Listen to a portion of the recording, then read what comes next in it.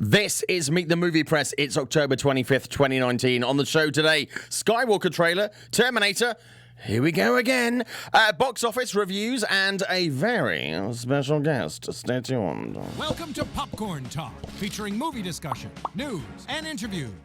Popcorn Talk. We talk movies. And now, here's Popcorn Talk's Meet the Movie Press. It's Meet the Movie Press. It's October 25th, 2019. If we didn't talk movies, this whole thing would be completely irrelevant. My name is Simon Thompson. You can find me on Instagram and Twitter at ShowbizSimon. With me, as usual, is Scott Menzel. Hey, how are you? For those people who don't know who you are, who are you? Where can we find you, Scott? Oh, I'm Scott Menzel. Yeah. Just a homeless guy who stumbles in every week. I know, we give you a home. Yeah, I appreciate it. Warm coffee and a hug. Yeah, that's fine. I really appreciate it. It's fine. Thank you so much. You're welcome. Yeah, I also appreciate the drink last night. It's very fine. nice. It was on me. It's fine. Thank you. It's cool. You can find me on Twitter and Instagram at @theotherScottM. Thank you. And returning to us is Jimmy O, bringing to the home a very special guest. Jimmy, who are you? Where can we find you? And who is your special guest? Well, I'm Jimmy O from JoeBlow.com, ArrowInTheHead.com, and all the social media garbage that is out there. I'm on there. But I'm really excited to bring in my friend here, Alfonso Gomez-Rejon, who is one of my favorite one of the nicest guys in the world. So, and he has a new film, The Current Award Director's Cut, opening today, and it's beautiful. Just beautiful. Alfonso, welcome to the show. Thank you for having me. Yeah. It's genuinely great to have you here. Thank you. Yeah. I saw the film on Monday.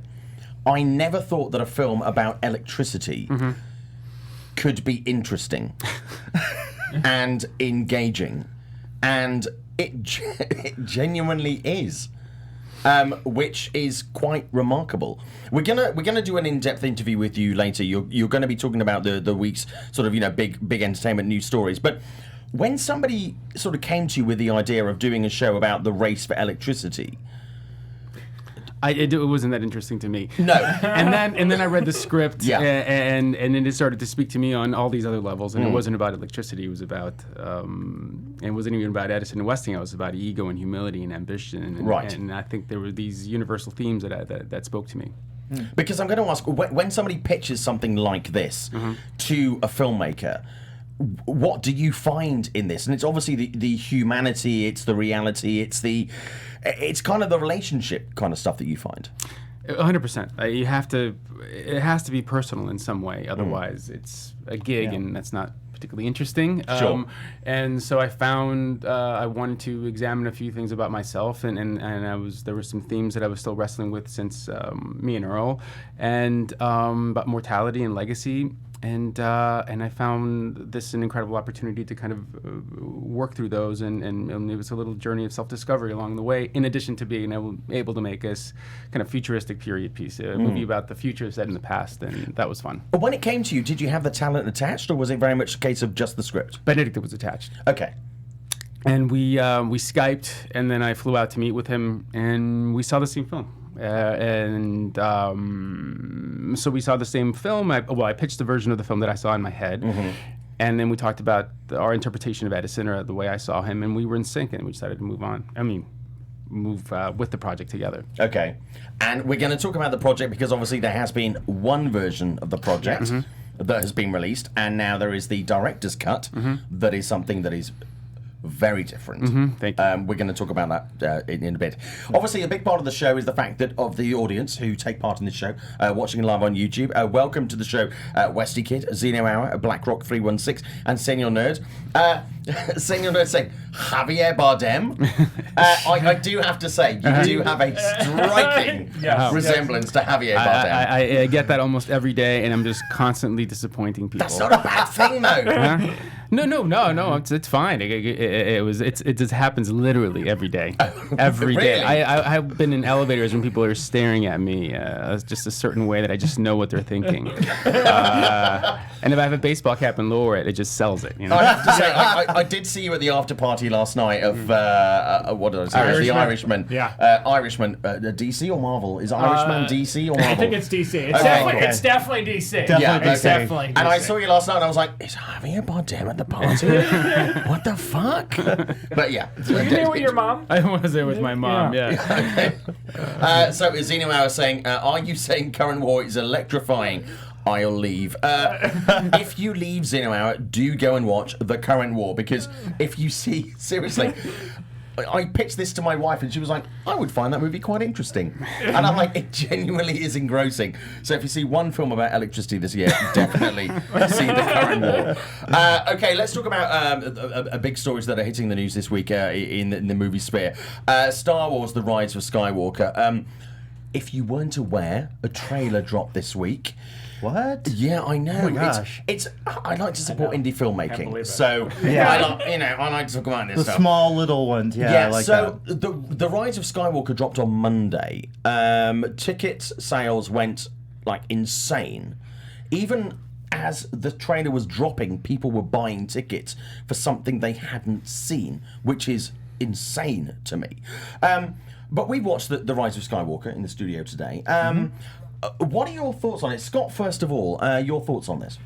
You know, I've gone on record many times. I have never really connected with these movies outside of the original trilogy. You know, there's been a few movies that I felt like I liked more than others, but I just have not connected with this new trilogy that they've created. That being said, since it's combining some of the older characters and JJ is back, because I really think he did a good job with the source material for The Force Awakens, I'm looking forward to this. I can't say that I'm like pissing my pants excited about it, but I'll see it when I see it, and I'm sure I'll enjoy it, and I think it's going to be a nice conclusion for the fans. Jimmy O. Yeah, you know, it's weird because my relationship with Star Wars has changed throughout the years. I remember as a kid, they were the greatest things ever, but then I discovered horror and I found that much more interesting. So the newer ones I haven't really connected to. I agree with you. I liked The Force Awakens. I thought that was good, but really I've been kind of mixed with the others. But for some reason, I don't know, I'm kind of, maybe it's just because it's the last one of this. I like the trailer. Did JJ direct this one? Sorry. Yes. No, go for it. Yeah, I just saw the trailer. It's beautiful. No. I mean, it looks beautiful. Yeah. But I'll be honest with you, it's one of the few... Out of all the Star Wars trailers that have come in the last 5 years, it's the one that has given me the least goosebumps. Oh, yes. Do you think it's the actual trailer or the fact that we've just had so many? Well, that's the thing. And I'm wondering, I mean, I grew up, I'm 46 years old. I grew up with Star Wars. Yeah. I remember the first time that one of my neighbours put a sheet up in their garage and they had the original reel and they showed it reel by reel, the Star Wars film. Wow. I mean, I'm really fucking old. Seriously. I mean, if I was in the Warner archive, they would be reissuing me on Blu-ray right now. But that was special features, though. That was special features. But it's crazy. But I mean, it's the one thing that I've not felt that rush of kind of love and like anticipation and almost like a lust for the storytelling. You know of Star what that Wars. is for me? Okay. It's because I think this new trilogy has relied so heavily on nostalgia that when you see this now, there's just so many moments in the trailer where you're like, oh, that's for the fans. You're like, there's just like, it's going back to the original, like, it's like, oh, look at CJ. Fans are unreliable. Fans are unreliable. To me, that's what it is. And since it relies so heavily on nostalgia, it doesn't really sell you on like what this is. Like, you don't really care. You're just like, oh, why am I gonna say goodbye to these characters? I don't want to say goodbye. That's really all it's banking on. Yeah. I know. I feel the same way. Like, everyone was like, oh my god, this is the best thing ever, and I was just kind of like, it's a trailer. Alfonso, as an audience member and also as a filmmaker, when you saw the trailer today, what did you think? I genuinely loved it, and I haven't seen the last. I'm a little behind on the films, That's fine. And so I was excited to see No it. spoilers here. It's fine. No, it just looked beautiful. I just saw it as just aesthetically. I mean, it just looked like a beautiful trailer, beautiful filmmaking. I don't have much more to contribute. But the thing is, I mean, the last Star Wars movie was beautiful filmmaking. Right. Ryan did a tremendous job when it comes to creating cinema. But the fans got really pissed because it wasn't what they wanted. And I just wonder if creating great cinema is enough. Well, I don't know if I would call The Last Jedi great. I didn't think it was a good movie. I will die on that hill. I love that movie. Here's the thing. Speaking as someone who's not a fan of that, like a hardcore fan, I watched it as, okay, I thought it was boring. I thought it didn't really connect to me. There were moments that worked, but it ultimately, I didn't care. That was a movie that I went back, and after rewatching it, I actually rewrote part of my review and lowered my grade for. Because I honestly felt like the first movie I gave a pass to, and I was like much nicer on because of the fact that it was nostalgia and like looking at the prequels. Yeah. And I'm like, okay, so this is a step above. And then like it kept eating at me. Like I was like, why is this bothering me so much? And then when I watched Last Jedi, I had that same kind of reaction that I had with Force Awakens, where I'm like, well, I really like this, but I didn't like this, and I like this, and I didn't like this. And then I went back and watched it again, and when I felt those feelings continue, I literally went back and I added like 2 more paragraphs in my review, and I said, I'm lowering my score, and here's why. Well, I remember when the prequels came out, I almost flew from London. I was living in London at the time. I almost flew from London to the US to catch it like 2 weeks early. And I'm really glad I didn't, because that movie is, with all due respect, dog shit. Yeah. And I remember literally like Empire movie coming in their pants over the fact that it was like, oh my God, it's a new Star Wars movie, so therefore it's a 5-star movie. Yeah. And I think we do that sometimes, where we see these movies, there is like, there's the anticipation, it's like, and also if you don't instantly love something and give it 5 stars, there is, whether you give it 5 stars or you don't, there is gonna be the reaction. Yeah. Dude, there's a reaction no matter by people what who you usually give it, period. Haven't seen a movie. Yeah, we're in a generation where you show an image, one image of a movie. Well, that's the worst movie I'm ever going to see. Not what I wanted. Yeah, exactly, and that makes no sense. It makes absolutely zero sense. There's no imagination. It's like, just let it, at least see a goddamn preview, for God's sake. So, from a filmmaker point of view, Alfonso, when you see a film that is not your vision that is put on screen, what is that like? Segueing into the current war. Yeah, nice. Thank you. It's incredibly painful. I mean, there's stages of grief in some ways where let's say the moment in TIFF was that the best I could have done under the conditions that I was facing at the time, and it was at my best. But because of this, of everything that followed TIFF, which was everything leading up to TIFF, was everything you could imagine that a filmmaker can go through in the worst case scenario with a studio that's on the verge of collapsing. And what happened? Fill us in. And then the time in between, the silence that was so difficult at the time, just to bear it did give me a gift of clarity and time to collect my thoughts, and because it was so chaotic and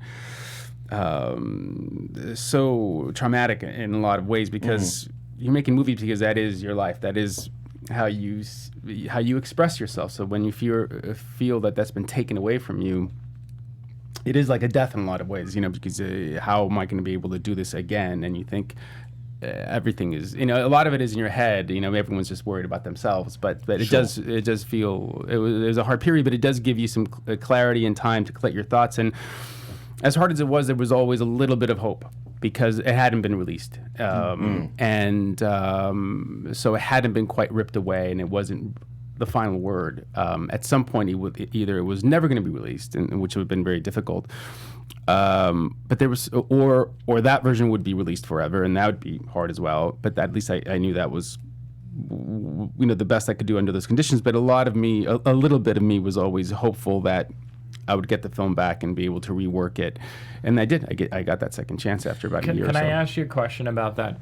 Sure. So, I've talked to you many times, and we talked for Me and Earl and the Dying Girl, which premiered at Sundance, and at that festival when that movie premiered, you got quite the opposite reaction that you did at Toronto, because I was actually there for this too. And the reason why I went to see that movie was because of you and being such a big fan of Me and Earl and the Dying Girl. Can you talk a little bit about, as a filmmaker, how it feels to be on both ends of the spectrum with that, having gone to a festival where you wind up getting a huge deal on your film and everyone loves it, to going to a thing, and I apologize because I remember that day, because like we couldn't believe it either. Like half the audience left during the Q&A. I mean, I don't even know how that must have felt for you as a filmmaker. So I'm just wondering how. Both are very similar leading up to the festival. Okay. Where there's no time to, you're just working. Yeah. You're constantly working, you're mixing, you're doing the DI, you're getting it ready for the festival, and you're just working, and then there's a moment, and you don't stop until you sit in the seat, and it projects. And so, I had no idea what to expect from the audience from either festival. And Me and Earl I sat in my seat, and it was the first time it screened with the dedication to my dad at the end. So the response was very surprising to me. I had no idea what was happening. You feel the room was with it. Yeah. But I didn't even know what size of the movie theater it was going to be in. I had no idea. I'd never been to Sundance before. It was all happening so fast. And everyone, there was like a roar at the end, and tears started to flow, and now everyone got what the movie was really about, and the bidding war happened. It was a dream, you know? Yeah. And this one was like, the beginning part is very similar, where you're working on it day and night. I'm sleeping, Harvey's opening the mixing stage and remixing while I'm sleeping. It was just completely insane. And you finally get to the festival, and you just hope that people see the good in this, and you're also hopeful that it was a very difficult movie to shoot and release within the same year for a movie like this. You need time, and you try to make a festival. You just cut a few months from that schedule. And but in my head, I knew, okay, we have 2-3 months before we release. There's still time to work on it, and we were supposedly screening as a work in progress. And then I realized during watching the movie, it was kind of the most brutal test screening, I guess, in a lot of ways, because you realize, oh, now I'm getting a little perspective. You've seen it with an audience. That doesn't work. This doesn't work. This music is wrong here. And you're still working on it, and then you're reviewed as a final finished film, and that becomes the defining moment of your film and the film's identity. And you have to carry that with you, and you hope you can change it, and hope that you have a moment to correct the mistakes you saw, or maybe fight for some battles that you lost that now you can prove were mistakes, and then the studio collapses, and so you're stuck with this thing, and that's not yours, and it's in the middle, but it's been reviewed as a final piece. Yeah. I mean, it's interesting because I don't even remember them actually pushing it as a work in progress at the time. Yeah, no. And I think it was just something where, everyone had high expectations considering, your previous film, and then also the cast that you assembled with the movie. So, I was also just curious, when you see, again, going from the polar opposite of the spectrum, where you have such positive reactions to such negative reactions, do you personally, do you take that to heart? Do you get mad when like critics are like sitting there like, this is shit? It hurts. It hurts. I wasn't, even it's amazing how in 2015 or whatever that was, yes, there was social media, but it wasn't that big of a presence. And we were waiting for a few reviews, and we were all at a bar reading them and crying, and it was great. This one was just brutal immediately. As I walked off that stage, people in the studio were reading tweets to me. Literally, I'm telling you as you're walking on the stage. As I'm literally walking from the stage to the back to the car to go over that. They're reading these bad tweets, and then they were so personal against me, against the studio, and some of them were criticizing the visual effects, which weren't even close to being done. Oh my God! It was a different world, and it was incredibly personal. And I stopped reading. I couldn't take it anymore because it was such a hard process just getting it. It was so hard just getting it ready for TIFF that part of you knew it wasn't ready, and part of you wanted the madness to end. But that was then, and I had time to rework it and shoot a few more scenes and rescore it, and And I'm really proud of it, and I feel really lucky that it's a triumph in a lot of ways. And you know, you're out there representing the people that went on this journey with you, and it feels good to be able to say that, you know, I fought and I kept fighting, and this is the best I can give you. And I am really proud of it. Well, what's really interesting is the fact that obviously a big part of this show is the fact that the audience can watch this live and interact. And Ryan is saying that Me, Earl is such a beautiful film. Yash is saying, I hate when artists get criticised harshly for their work. Earl is so beautiful as a movie. The thing is, though, that someone I was having a lunch meeting yesterday with financiers who work in film, and they asked me, when you're a creative and you know that you've made a film that is bad, do you know the film is bad? And yes, you do know that a film is bad. And sometimes people make movies for the money. Mm-hmm. But when you make a movie that the final product or the product that is presented to the audience is not your vision of the movie and you have no control over it, it's heartbreaking. It's genuinely heartbreaking. And so the question is, when you are a filmmaker, should filmmakers be given the final cut? I personally believe that if you are a filmmaker and that is your vision, you should be entirely accountable for that vision, and you should be given the final cut. That is what you do. Some people say, no, it should be a studio thing, and the studio should be given the final cut because it's their movie, because you're making it for the studio. So how do you... Obviously, with your personal circumstance with this film, how do you kind of feel about that?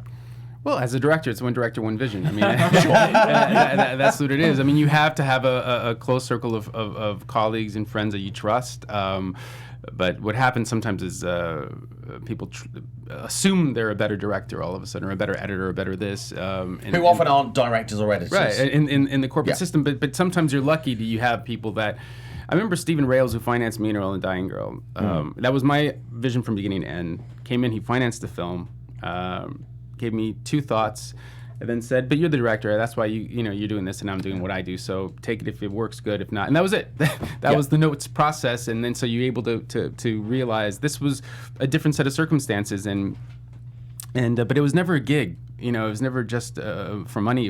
I knew clearly why I wanted to make it, and now with a little time, I see even more of myself in there, wrestling with a lot of the same themes. I was integrating loss into my life the way Edison is trying to keep his wife alive through technology and through motion pictures. And there's a lot of similarities there that were always there, and only with time, because I've had the gift of time. Sometimes they reveal themselves to you after the release, and now I've had a little time to really see a little more of me in it, and sometimes other people have pointed it out. But it's when there's a lot of compromise and negotiation and sacrifice, you can lose your way. You can get confused. So it's good always to have a sounding board that you trust, that is always trying to help you steer you back to what the movie intended to make, in case you get lost. But the kind of all hands on deck kind of approach to filmmaking, it's not really what this is about. You know, you have to be able to have one storyteller. But something I really liked about the movie is the fact that, I mean, irrespective of whether people enjoy the movie or not, is the fact that within the creative style of the film, it is shot from various POVs. And the style of photography, sometimes fixed cameras, sometimes handheld, sometimes there's motion in the image, sometimes there's not. It's really creative.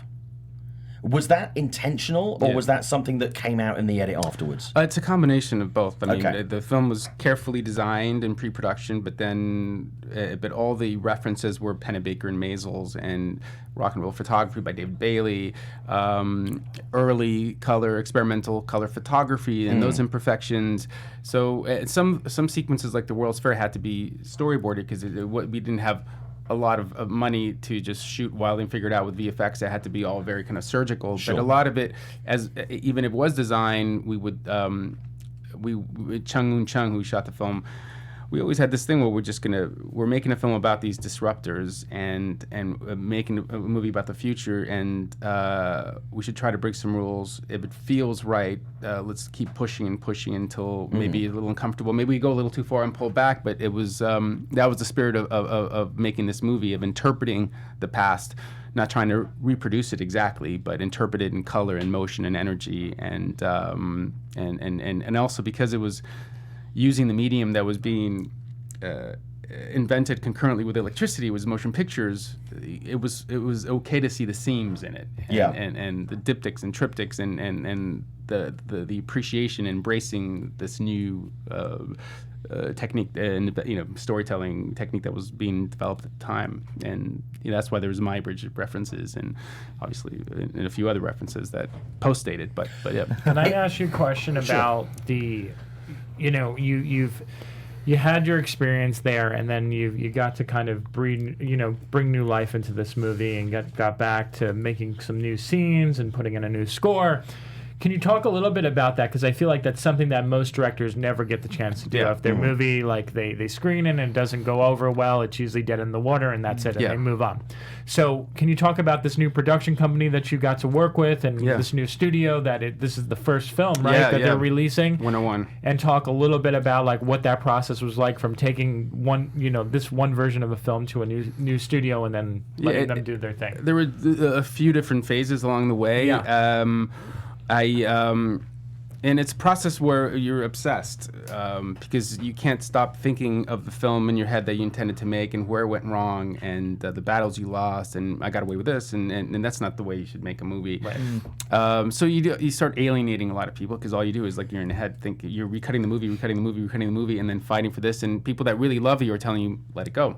Yeah. This happens to filmmakers. You just move on to the next, and that's what it is. But because it hadn't been ripped away from me yet, I just kept reworking it in my head, and on my desk I had the scenes that we needed to shoot, storyboards for them, and I'd write notes every day, or whenever it was, as often as they were, of moments that I think we needed to address, or a new structure, or that was closer to the original director's cut, that we lost our way, and why did I lose that exactly? And then I started to see the movie clearly and clearer and clearer, and then I got a call, and that was when the movie was about to be sold. I think it became Lantern, then it was about to be sold to someone else, and it was very easy to me to express what I needed to make. I needed a little time with the movie, and this is what I wanted to make it really work. And then 101 Studios, and I remember I took David Glasser out to lunch, and I lied. I said I'm in the neighborhood. I don't know if you want to get a bite. And I wasn't hungry, and I was in the neighborhood. I'm outside your house right now. But I had one of my producers, Timur, had given me a key to his office, and I had my Avid there with my film. And so my editor, I said, "Why don't we try this, and that?" And we worked all night on this cut, and I was like, "That's it. We have to lose this. We have to lose." And it all just kind of came together. And after lunch, as he was paying the bill, even though I was supposed to take him out to lunch, I said, by the time you get back to the office, there'll be a new version of the movie posted on your in your inbox. And I didn't know what to expect, and he just said, "All right, well, if it's better." And then it was so significantly different and better, I think, and so did he, that hence the new title, Director's Cut, to get some distance from the previous version and try to rebrand it and give it a shot. Wow. I got an interesting question went out for my review. Well, you say that, Jimmy. Really, I don't know. I love this film, and someone actually asked, "Well, a director's cut is usually much longer, and this is," and I was like, "It's more than that." I mean, that must be amazing to get the chance to show this to the world again.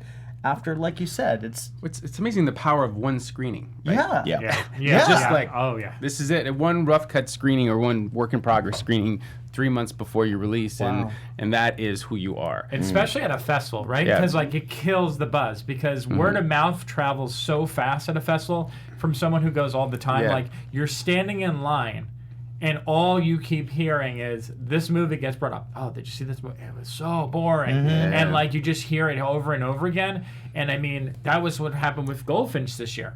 That came out at Toronto. And also, everyone. And also, to counter that, there are so many people who go to festivals who literally the other end of the shit spectrum. their pants with excitement over movies that, when you get to see them, are actually not that good. Yeah, I think that happens more than at festival. Absolutely. Or at an event or whatever. Yeah. I don't think I answered your question. No, you sorry. Did. So basically, you're talking about getting this opportunity. That doesn't happen. what was your reaction, and how did you? What was the first thing you did to start off? I mean, I know it doesn't really happen, but I was just thinking about the movie. I was so single-mindedly just like obsessed with making it even 2 seconds, or lose this one thing that wasn't me at all. That was some kind of compromise. And but the first thing was sitting in the cutting room and all of a sudden seeing footage again. I hadn't seen the movie in 1 year. Wow. And that was interesting because you just see it's not really you, and then you take all the music out, which is very powerful. Music just takes you back to a breakup. It's like a time machine. Yep. Let's strip the music out and let's just watch it, and this really started to go, just taking a few weeks to kind of steer it back to the closer to the original director's cut, and then putting in the slugs for the missing beats. And Danny Bensing, Sonajurians wrote the new score, which is beautiful, and it was always meant to be another character. I remember when I first had my meeting with Harvey, I was telling this is like a concert film. This is 9 Inch Nails. This is just to push and make sure he was very clear that I wasn't trying to make King's Speech, which is a beautiful film, but it was not supposed to be static. It was supposed to be constant energy, and. So it was about I remember reacting to music, and it was beautiful. It was a beautiful score, but it took me back to a really hard time. And going back to the original structure, the original ideas that made me fall in love with the movie to begin with and made me want to make the movie. And then figuring out how to get the cast together for one day, and everyone's working. And Benedict has a mustache, and what are we going to do? And all of a sudden, we just found this one Saturday after Benedict would shave the mustache because he finished one role, and everybody got together for a day and immediately, started cutting those scenes in together, which came together very quickly because you only shot what you needed, and you knew where it was meant to go, and then played around a little bit more, killed some babies, and then it just started to flow in a way that just felt great. And then the last after we locked in DI and mixed only like 8 weeks ago, I think I knew I was in the shower, and then I was like, the Kaleidoscope, that has to be Mary. It can't be the sister, and then again we just swapped this one last image, and that was that. And then it kind of helped this emotional journey. Well, there are certain scenes in this, and you mentioned the Kaleidoscope, and it's a really powerful image in the movie where you kind of see this. It's almost like where some movies use a montage, and this uses this as a very powerful way to convey a message. When you are confronted with something like that, how easy is it to implicate that kind of thing where you're like, I know exactly what this needs. It's the cherry on top. How what was the question? How easy is it to implement? When it comes to implicating sort of last minute changes and stuff like that.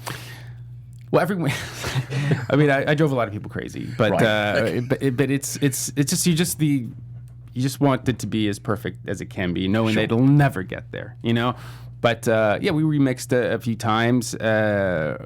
Sometimes there's literally that person that looks you in the eye and says, "Fonz, you cannot do this. We can't mix it because you want this one insert to be 1 decibel higher." Sure. But the obsession is just what keeps pushing you, and sometimes it's just you can't move picture anymore.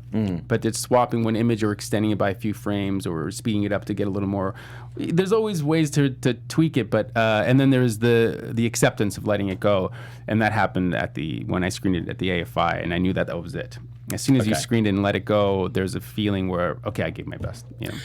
People in the chat are responding to this. That they're loving the candidness of your interview, I have nothing which to is lose. great. I already lost it all once. Well, we'll get to that in just a second before we talk about the rest of the week's big news.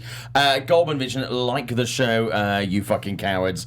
That's to people who are watching the show and aren't liking it. That's absolutely fine. All film criticism can be refuted in a boxing ring. Uwe Boll has proven this.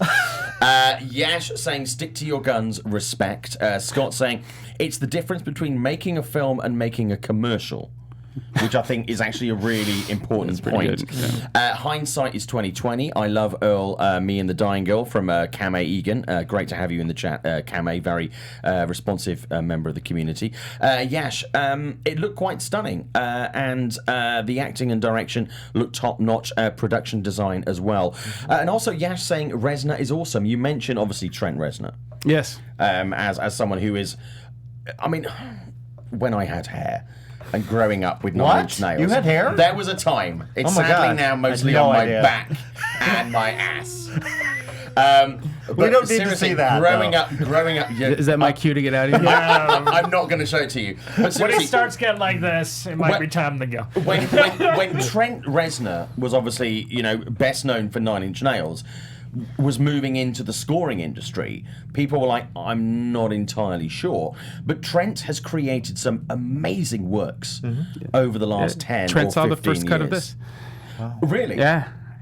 So what was Trent's reaction? It was a dream. I remember when him and Atticus, we'd been talking. We had tried to make a film before this. That didn't work out, and I had met with them, and so we're still trying to work together, and then we couldn't make the schedule work because they were about to go on tour.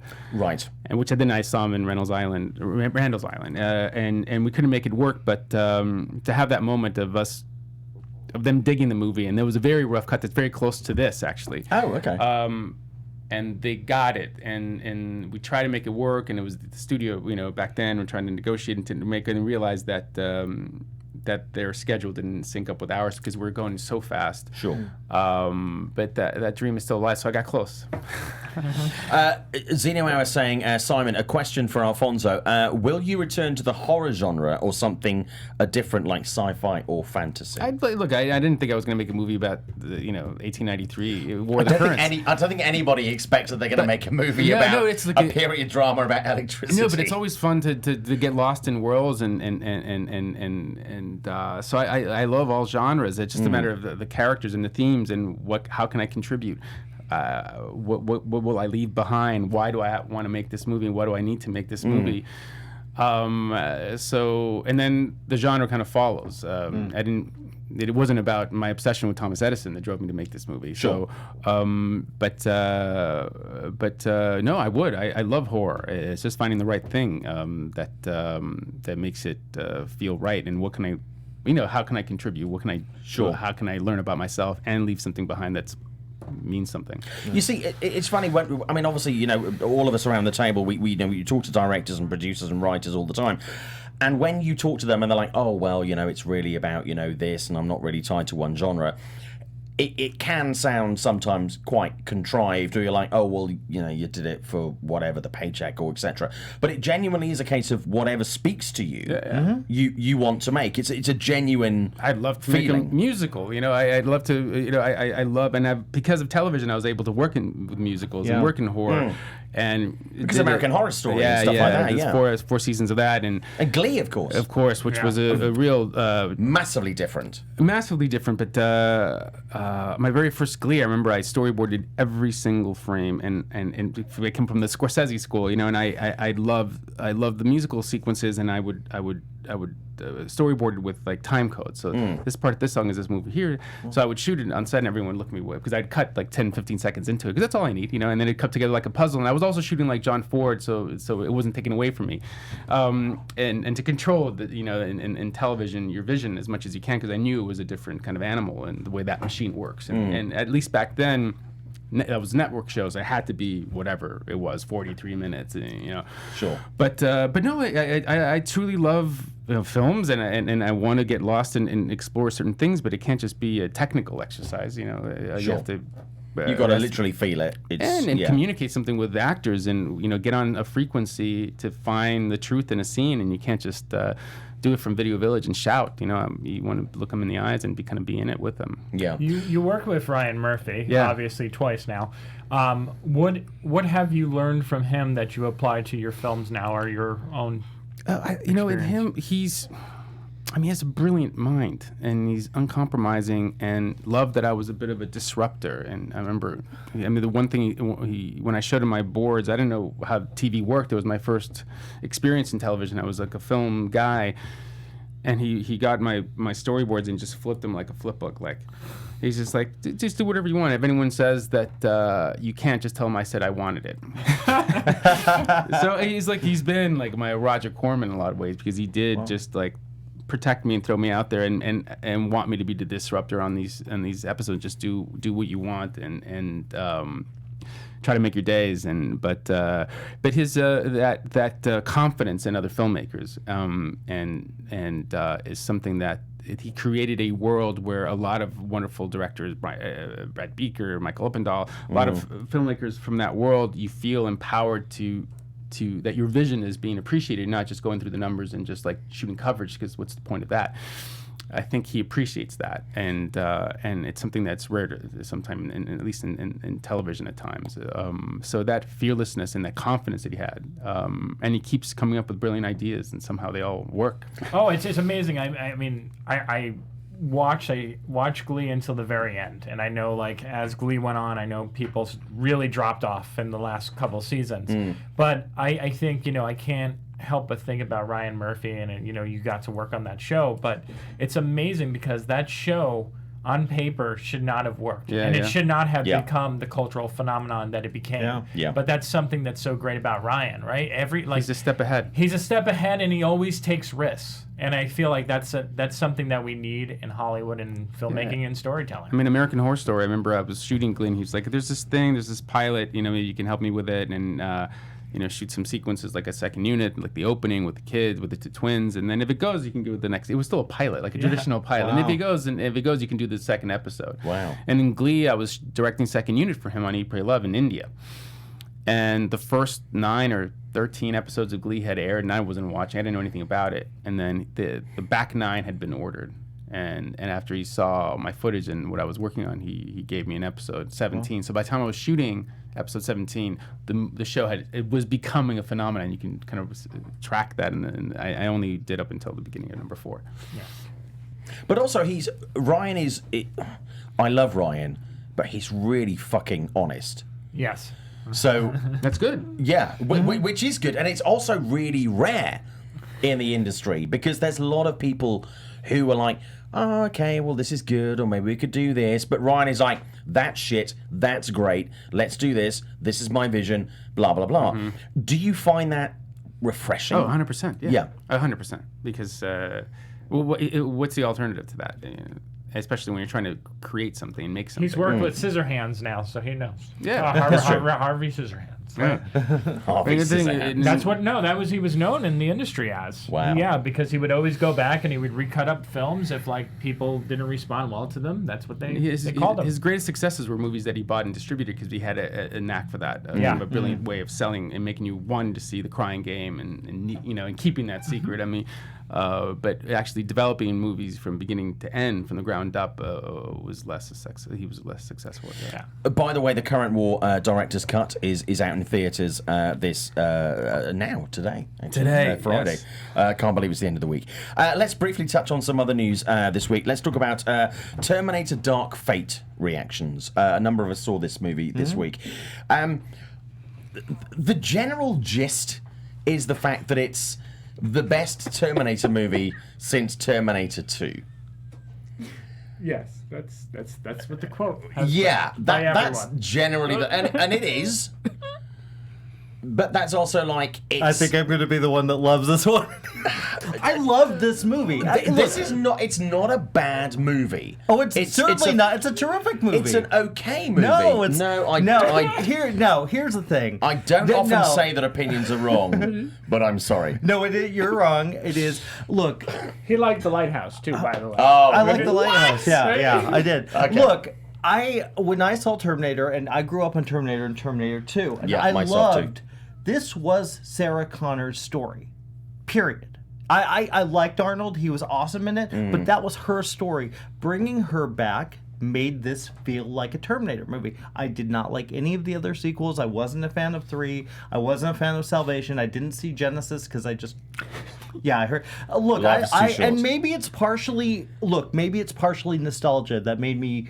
Oh my God, she's back. Maybe it is, but I don't care. It's that reaction you have, and you're like excited about it. I loved her in it. I really liked the movie a lot. I think it's probably one of the best times I've had at an action movie this year.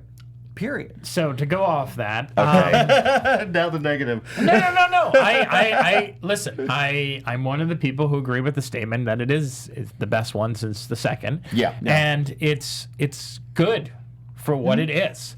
You know, when you look at the action in the film, it's spectacular. It's very clearly shot, and there's a de-aging moment in the beginning of the movie, very brief, that really is incredible. Yeah. When you better than Gemini Man. Let's not talk about that. Paramount does not want us to talk about that either, so we just let it go. Speaking of a Paramount movie. You know, but when you come to the performances in this movie, I think you showcase here where you see Arnold and you see Linda Hamilton on screen. You see like how they were actors of that generation, and how like if you were looking at it from a 2009 perspective, how the acting is not that good. I'm just gonna say it. And then you have like Mackenzie Davis who comes in, and her acting is like really good. So it's like it's interesting because you got like the old and the new of generations working together, and I don't know, there's something about that really spoke to me. So I'm actually more on this with you this time around. Wow. And the problem for me with the movie was how convoluted the script was. Like they just like sum everything up in like this like one scene, and I'm kind of like, really? It's not that easy. Come on. Do you know what? For me, the biggest issue, there are a couple of issues with me for this movie. One of which is the script. Yeah. Which massively underserves everybody. And I think if you have a movie that looks great, but the script is average, and it is average, it's not terrible, it's average. I think it's a little better than average, but not. It's not. We're not talking Godfather 2 here. We're not. We are not. But here's the thing. Look at the original script to the original film. It's a B movie. That's exactly what this is. And that's another reason it felt like the first two. Exactly. And that was a B movie. This is not a B movie. In some ways it is. In some ways it is. And I like that. I like that it feels kind of like a B movie, like an old-fashioned chase film. And that's there's nothing wrong with that. But you know what? I don't think that's what Paramount were aiming for. I think it's a little better. I guarantee there were not meetings in Paramount going, let's make a B movie. Yeah. Well, there's a different. Okay, look, you have a movie that it has to feel in tune with the first two films. Period. Right. And it does. Out of all of them, this is the one that is most like that. For sure. But the effect at the beginning. The dialogue. The dialogue. I think, some of it was funny. I like the only person for me that benefits from the dialogue in this movie is Arnold Schwarzenegger. Yes, 100%. I think it massively underserves Linda Hamilton. I think it massively underserves pretty much everybody else in the movie. And this, for me, as much as it is actually it's a female-led movie, the person who came out on top in this is Arnold. Yeah. For the first time in countless Terminator I didn't movies. feel that. I was all about Linda Hamilton, man. Yeah, I was all about Linda. I loved every minute she was on screen. And I am very, and I loved her being on screen. And I'm very happy for you. The problem with this movie is that, I'm just going to say it, there is this Latino focus in the movie. Easy, careful. But it's the weakest element of the film. I feel that. I feel the actress too. I mean, she tried her best. I liked her. She tried her best given the material. But could you imagine if Isabella Moner or someone like that was in that role? How much more she could have brought to it? No discredit to her, but just someone with a little bit more skill set. Yeah. You know, I don't know. And it felt more lip service than service. Yes. And I just Very felt much for me. because it was so, there was this big push, and I'm just going to go off a little bit, but Paramount did this really big push to the Latino community, and because, I know a lot of members of the Latino community through LAOFCS, it's very important that the film represents them. And I think we've talked a lot about representation in film, and I feel like they don't build enough of that in this movie. Sure. And I think that's problematic. I think that's a fair criticism. I mean, this is the best Terminator movie since T2. Oh, for sure, 100%. But also, I mean, T3. I mean, I have revisited the last three Terminator movies on numerous occasions. they're not good. No, they're not. And They're really not good. I They underserve everybody in it, and they underserve the franchise. I give you credit for revisiting the older ones. I don't like them. I just because again, Do you know what? T3 is actually quite fun because right at the it's beginning, when Christina Loken is trying to connect to the internet, she does the dial-up tone to her flip phone. I fucking love that. It's got that. I'm not gonna lie, The I third do- one I has do some love that. charm. It takes a couple of chances, but Yeah. it still just it didn't work for me. It didn't No. work because it wasn't. It was Sarah's story. It Yeah. always has been. And that, I mean, I can see that. So, to you as a filmmaker, how influential were the Terminator movies to you, and how do you feel when a franchise that you perhaps relate to or you have an affinity with Doesn't have to be this one. continues?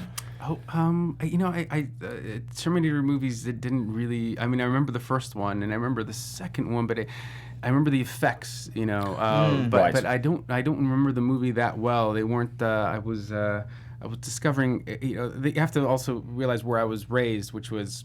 A small back then a small town on the Mexican border, so you had one movie theater, but you really discovered movies through the VHS revolution and VHS. So I was really kind of when that was happening, I was probably discovering Woody Allen and Polanski and whatever. Which is really interesting because Scorsese, yeah. when you say you're sort of brought up in a town on the Mexican border, and over big Hollywood movies, you were discovering Woody Allen. Yeah, I was different that way. And we had the one fourplex, and then the other one where like Last Picture Show, where one of those movies went to die.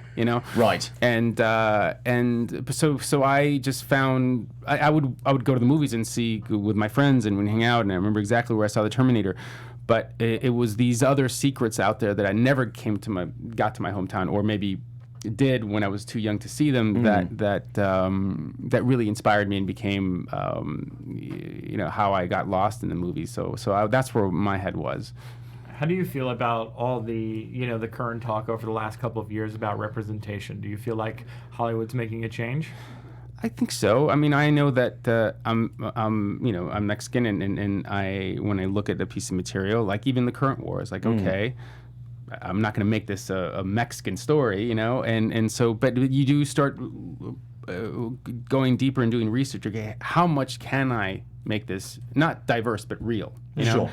And you learn that there was an African American patent lawyer that worked for Edison, Louis Latimer. So that's one person I could put in there. The press corps that was following the story around, there was maybe a 5% chance, or there were 5% African American.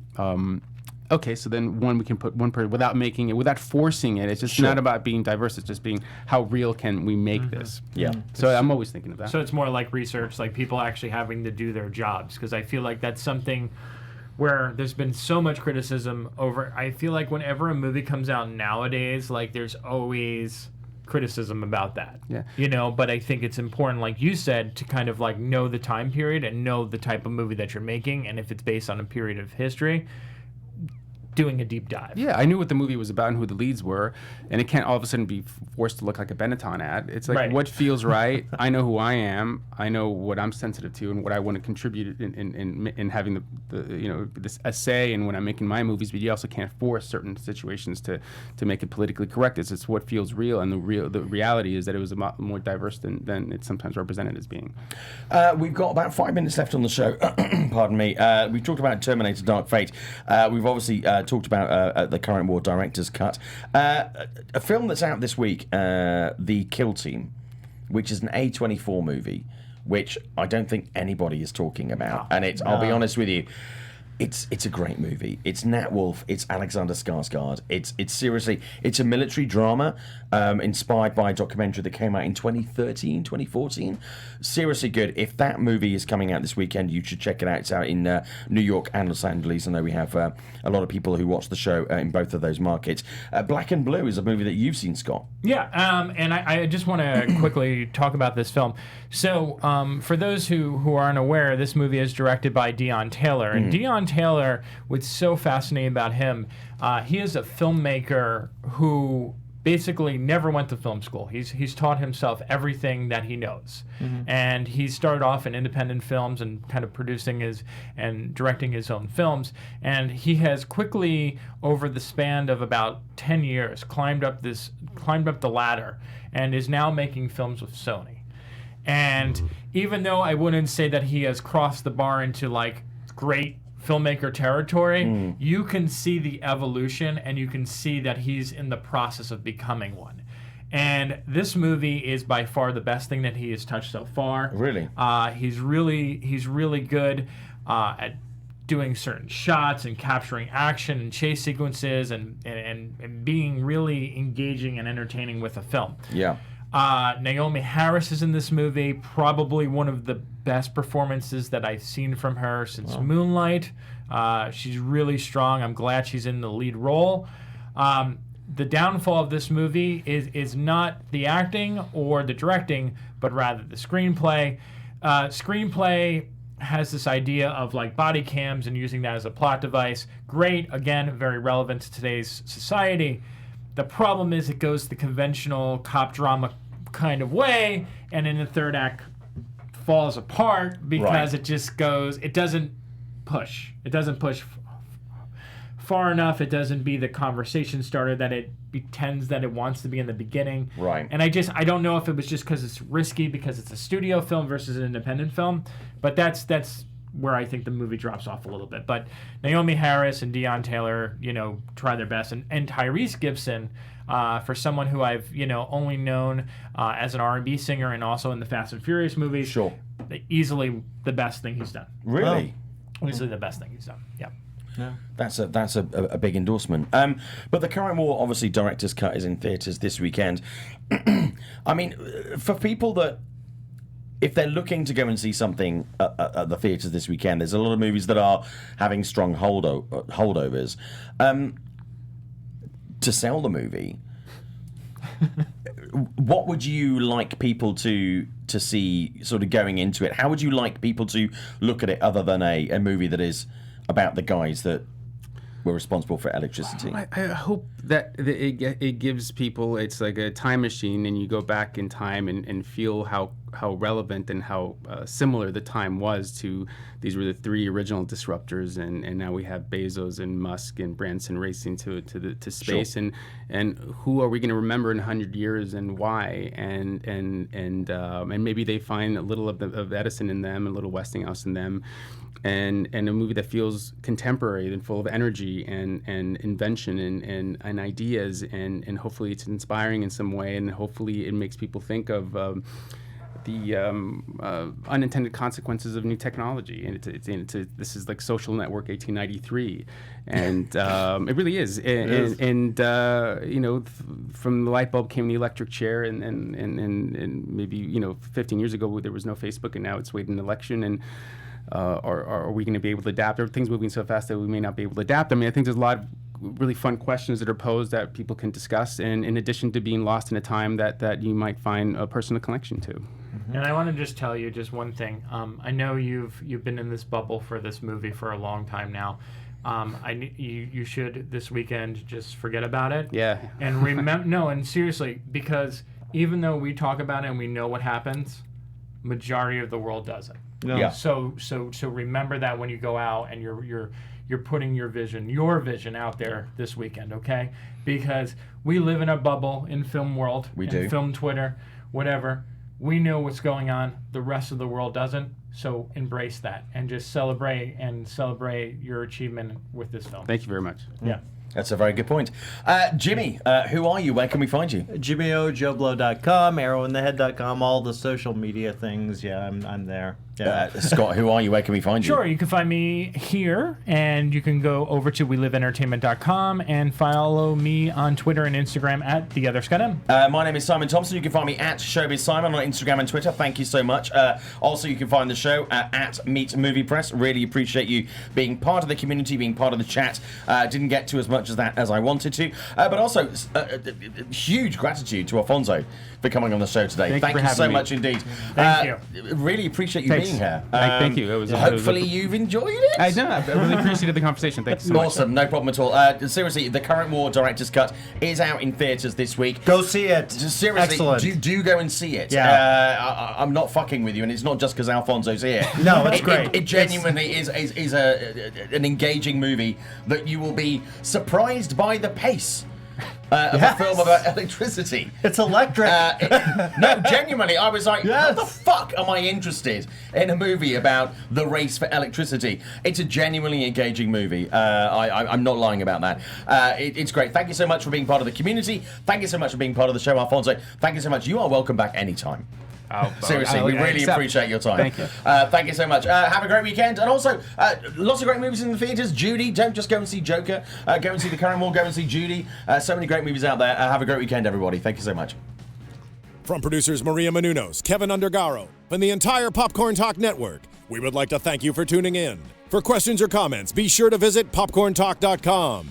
I'm Sir Richard Wentworth, and this has been a presentation of the Popcorn Talk Network.